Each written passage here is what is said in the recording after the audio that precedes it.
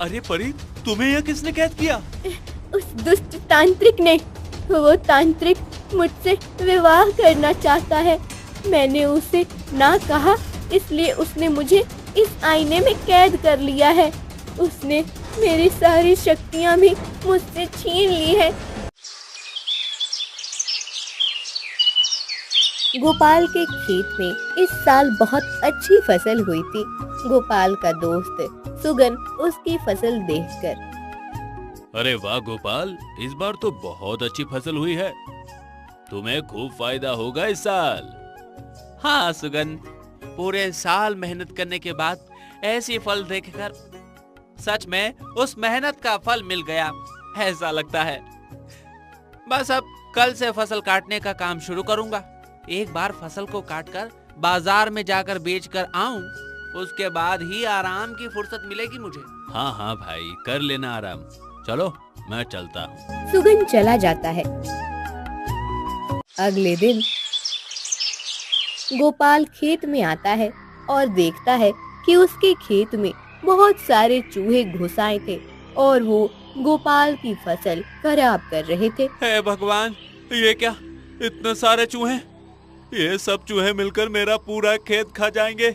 मुझे कुछ करना होगा। गोपाल एक छड़ी लेकर चूहों को भगाने की कोशिश करने लगता है, लेकिन चूहे इतने ज्यादा होते हैं कि गोपाल उन सब को भगा नहीं पा रहा था। चूहों ने काफी फसल खराब कर दी थी। गोपाल हताश होकर पेड़ के नीचे बैठ गया। ये सब क्या हो गया? इस बार तो मेरी कितनी अच्छी फसल हुई थी। मैंने तो सोचा था कि इस बार अच्छे पैसे मिलेंगे तो घर की मरम्मत करा लूंगा, माँ की आंखों का इलाज भी कर सकूंगा। लेकिन इन चूहों ने तो मेरे सारे सपने तोड़ दिए। कोई तो मेरी मदद करो। हे भगवान, अब मैं क्या करूं? हे भगवान! अरे गोपाल, क्या हुआ? देखो, ये सब क्या हो गया दोस्त? कितने चूहे घुस गए हैं, मेरी फसल खराब कर दी। अरे अब क्या करें? इतने सारे चूहों को कैसे भगाएं? ये चूहे तो आग से ही भागेंगे। नहीं, अगर आग लगा दी तो पूरा खेत जल जाएगा। हे राम, अब मैं क्या करूं? गोपाल रोने लगा। तभी आसमान से जाने वाली एक परी गोपाल की आवाज सुन लेती है और अरे, ये इंसान रो क्यों रहा है? क्या होगा इसके दुख का कारण? तभी परी देखती है कि गोपाल की फसल चूहे खराब कर रहे हैं। परी समझ जाती है कि जरूर ये किसान होगा और चूहों की वजह से अपनी फसल खराब हुए देखकर रो रहा होगा। कितनी मेहनत से इस किसान ने अपने खेत में दिन रात काम करके इतनी अच्छी फसल उगाई थी।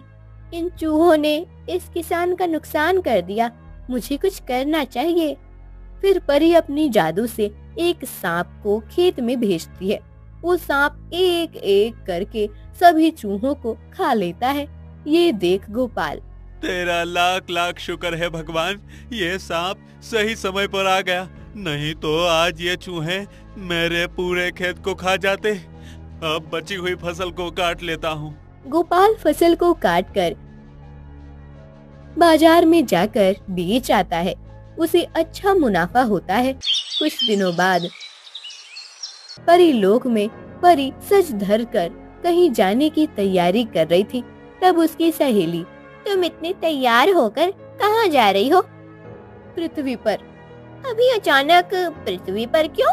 कुछ दिन पहले मैंने एक किसान के खेत में काम करते हुए देखा था। उस बेचारे ने कितनी मेहनत से उसके खेत में फसल उगाई थी। चूहे उसकी फसल को खराब कर रहे थे। तब मैंने जादू से एक सांप को उसके खेत में भेज दिया था। मैं अब देखने जा रही हूँ कि उसे और कोई परेशानी तो नहीं है। एक किसान की इतनी चिंता, कहीं तुम्हें उससे प्रेम तो नहीं हो गया है? अब नहीं, ऐसी कोई बात नहीं है। परी गोपाल के खेत को देखने पृथ्वी पर आती है। तभी उसकी सुंदरता को देखकर एक दुष्ट तांत्रिक के मन में विचार आता है। अरे वाह, कितनी सुंदर परी है। एक तो इतनी सुंदर और ऊपर से एक परी। अगर मैंने इस परी के साथ विवाह कर लिया तो इसके परिलोक का मैं स्वामी बन जाऊंगा। फिर उसके जादू शक्तियों की मदद से एक एक करके सभी लोगों पर अपनी सत्ता प्रस्थापित करूंगा। ऐसा दुष्ट विचार करके तांत्रिक परी को पकड़ लेता है और उसे एक वन में लेकर आता है। छोड़ो, छोड़ो मुझे दुष्ट तांत्रिक। नहीं, मैं तुम्हें ऐसे नहीं छोड़ सकता। मैं तो तुम्हारे साथ विवाह करूंगा और तुम्हें अपनी पत्नी बनाऊंगा। ऐसे स्वप्न मत देख तांत्रिक, जो कभी पूरे नहीं हो सकते। मैं कभी भी तुमसे विवाह नहीं करूंगी। मैं अभी अपनी जादू से तुम्हें एक कौवे में बदल दूंगी। ऐसा कहकर परी जादू करने के लिए अपनी छड़ी हवा में घुमाने लगती है। तभी तांत्रिक अपनी तंत्र मंत्र की विद्या से परी की छड़ी छीन लेता है। तांत्रिक उस छड़ी की जादू को एक माला में कैद करता है और उस माला को अपने गले में पहन लेता है। तुमने मेरी शक्ति को कैद कर लिया। ये तुमने ठीक नहीं किया तांत्रिक। तुम कुछ भी कर लो, मैं तुमसे विवाह नहीं करूंगी। विवाह तो तुम्हें मुझसे ही करना होगा। तांत्रिक अपनी विद्या से परी को एक मायावी आईने में कैद करता है और अब तुम इस आईने में कैद हो गई हो। कोई भी तुम्हें यहाँ से मुक्त नहीं कर सकता। अगर किसी ने इस आईने को तोड़ दिया तो उसी समय तुम्हारे भी टुकड़े हो जाएंगे। अब तुम यहाँ मेरी प्रतीक्षा करो, मैं विवाह की सज्जता करके आता हूँ। उस समय गोपाल जंगल से गुजर रहा था। तभी उसे एक आवाज सुनाई दी, बचाओ, कोई मुझे यहाँ से बाहर निकालो। अरे ये आवाज कहाँ से आ रही है? गोपाल इधर उधर ढूंढने लगता है। वो थोड़ा आगे चलकर देखता है कि एक आईने में एक परी को कैद करके रखा है। गोपाल उस आईने के पास आता है। मुझे बचाओ, मुझे यहाँ से बाहर निकालो। एक परी? अरे परी, तुम्हें यहाँ किसने कैद किया? उस दुष्ट तांत्रिक ने। वो तांत्रिक मुझसे विवाह करना चाहता है। मैंने उसे ना कहा, इसलिए उसने मुझे इस आईने में कैद कर लिया है। उसने मेरी सारी शक्तियाँ भी मुझसे छीन ली है। तुम कुछ करो और मुझे यहाँ से बाहर निकालो। ठीक है, मैं अभी इस आईने को तोड़ देता हूँ। नहीं, अगर तुमने इस आईने को तोड़ दिया तो इसके साथ मेरे भी टुकड़े हो जाएंगे। ये एक मायावी आईना है। अच्छा, तो फिर तुम्हें बाहर निकालने का और कौन सा रास्ता है? वो तो मैं नहीं जानती। तुम बस मेरी मदद करो। अब मैं तो एक सामान्य किसान हूँ, मैं तुम्हारी मदद कैसे करूँ? गोपाल, उस दिन तुम्हारे खेत में बहुत सारे चूहे आए थे और तुम्हारी फसल खराब कर रहे थे ना? हाँ, लेकिन ये तुम्हें कैसे पता? उस समय मैं आसमान से जा रही थी, तभी मैंने तुम्हें बहुत परेशान देखा और तुम्हारी मदद करने के लिए मैंने ही अपनी जादू से उस सांप को भेजा था। उस दिन मदद की थी। क्या आज तुम उस दुष्ट तांत्रिक से मुझे बचाने में मेरी मदद नहीं कर सकते? मैं तुम्हारी मदद करना चाहता हूँ, लेकिन मैं क्या करूँ? ये मेरे समझ में नहीं आ रहा है। तुम एक काम करो, इसी वन में तुम्हें कदम ऋषि मिलेंगे। तुम उनके पास जाओ और उन्हें मेरे बारे में बताओ। मुझे विश्वास है वो तुम्हारी सहायता अवश्य करेंगे। ठीक है, उस दिन तुमने मेरी मदद करके मेरी फसल बचाई थी। आज मैं तुम्हें उस दुष्ट तांत्रिक के चंगुल से छुड़ाने की पूरी कोशिश करूंगा। गोपाल कदम्ब ऋषि को ढूंढने के लिए वन की ओर अंदर जाने लगता है। कुछ देर के बाद उसे एक पेड़ के नीचे ध्यान करते हुए कदम्ब ऋषि दिखाई देते हैं। गोपाल उनका ध्यान पूरा होने तक वहीं रुककर प्रतीक्षा करता है। कुछ देर के बाद ऋषि कदम्ब अपनी आंखें खोलते हैं। प्रणाम ऋषिवर। आयुष्मान भव पुत्र, बताओ क्या समस्या है?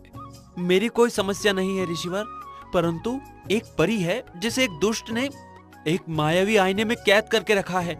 उस परी ने एक बार मेरी मुसीबत में मेरी मदद की थी।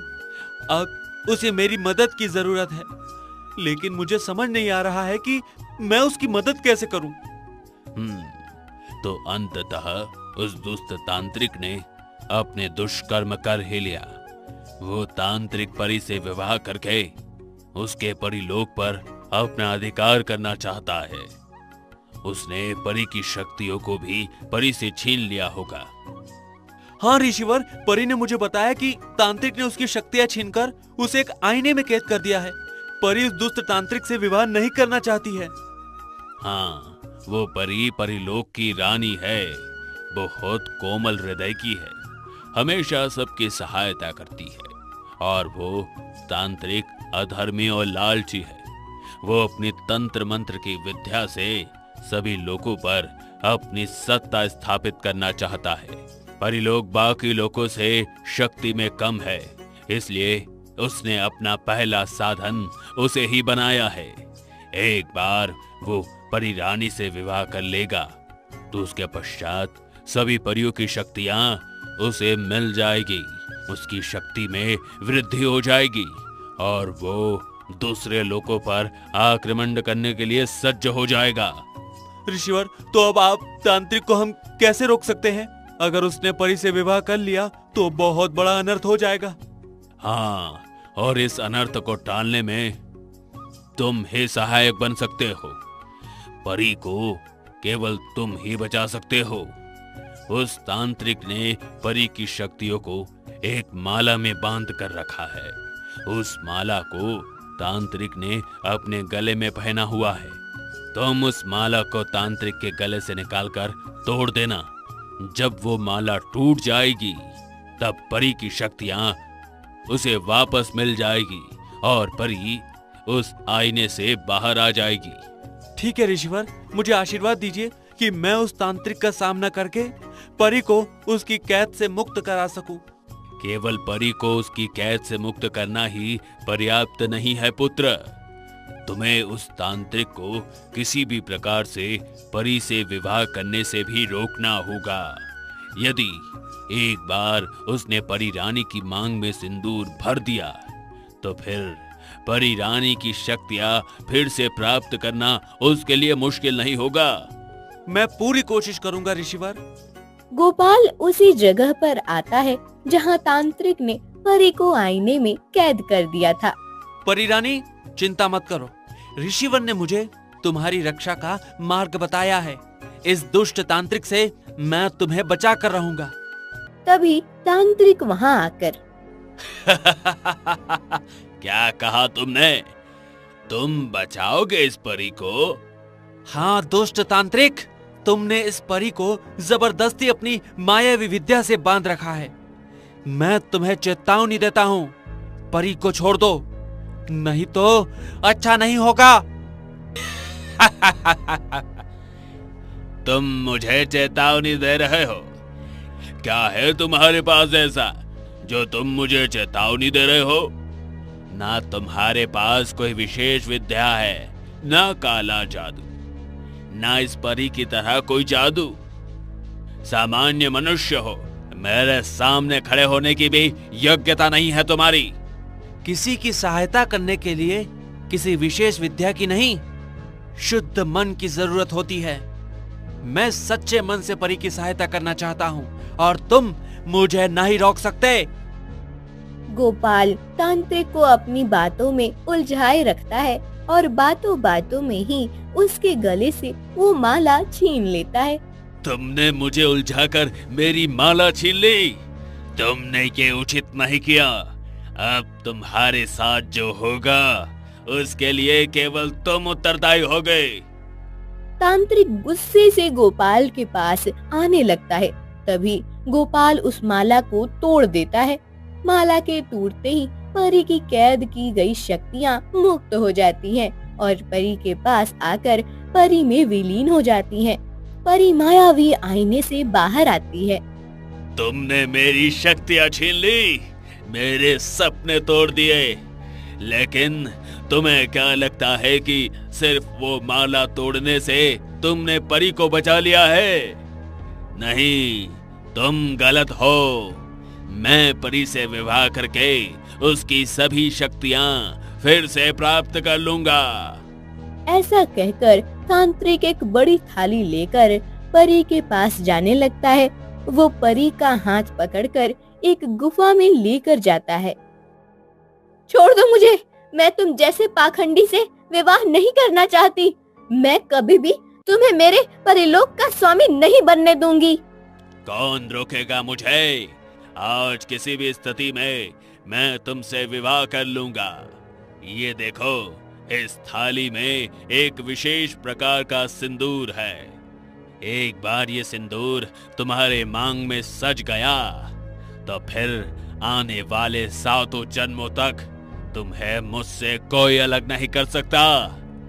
एक बार हमारा विवाह हो जाएगा तो बस, फिर तुम्हारे परिलोक के साथ मैं अन्य लोगों का भी स्वामी बन जाऊंगा। तभी गोपाल और ऋषि भी वहाँ आते हैं।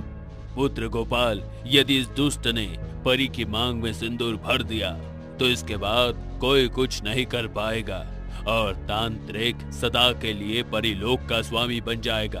तो ऋषिवर कैसे रोकूं इसे? एक ही मार्ग है। उस तांत्रिक से पहले तुम परी रानी की मांग में सिंदूर भर दो। एक बार परी रानी की मांग में तुम्हारे नाम का सिंदूर सज जाएगा तो उसके बाद तांत्रिक कुछ नहीं कर पाएगा। परंतु ऋषिवर, वो परी रानी है और मैं एक सामान्य किसान। एक परी और किसान की शादी कैसे हो सकती है? यदि तुम दोनों की नियति है पुत्र, नियति के मन में क्या छुपा होता है ये हम नहीं जान सकते। मेरे विचार से अभी तुम्हारे पास दूसरा अन्य कोई मार्ग नहीं है। इधर तांत्रिक सिंदूर लेकर परी के पास जा रहा था। नहीं, मुझे तुमसे विवाह नहीं करना है दुष्ट तांत्रिक, मुझे जाने दो। अपने बुरे सपने को पूर्ण करने के लिए बलपूर्वक मुझसे विवाह मत करो। विवाह तो तुम्हारा मुझसे ही होगा परी रानी। मैंने इस विवाह की कब से प्रतीक्षा